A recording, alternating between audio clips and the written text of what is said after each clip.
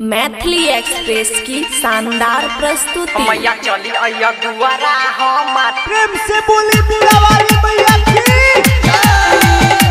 रोजे कद पूजा तोहार खुशी रिकॉर्डिंग स्टूडियो बलुआ।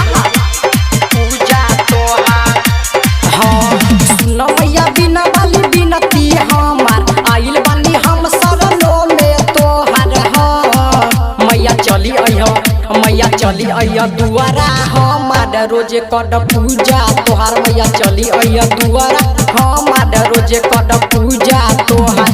सुनो मैया बिना वाली बिनती हमार आइल बानी हम सरलो में तोहर। हाँ मैया चली अय्या दुआरा हमार रोजे कद पूजा तोहार। पूजा तोहार पूजा तोहार प्रेम से बोली बीड़ा वाली मैया की मैया चली अय्या दुआरा हमार रोजे कद पूजा पूजा तोहार मैया सरस्वती तोहर महिमा छामहन। महिमा छामहन मैया तोड़ कीड़ा पास चले दुनिया ई जहान।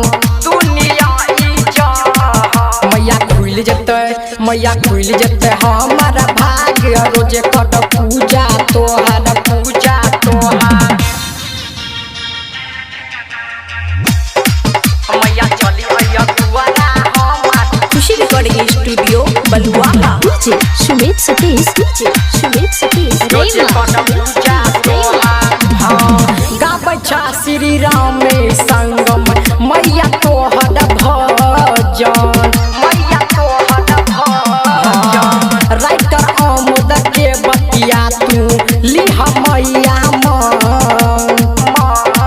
प्रदीप अमन के शंकर अमन के महिमा आपद रोजे कद पूजा तोहर। चली अय्या दुआरा हमार रोजे कद पूजा तोहर। सुनो मैया बिना वाली बिनती हमार आइल बानी हम सरलो में तोहर। हाँ मैया चली अय्या दुआरा हमार रोजे कद पूजा तोहर। पूजा तोहर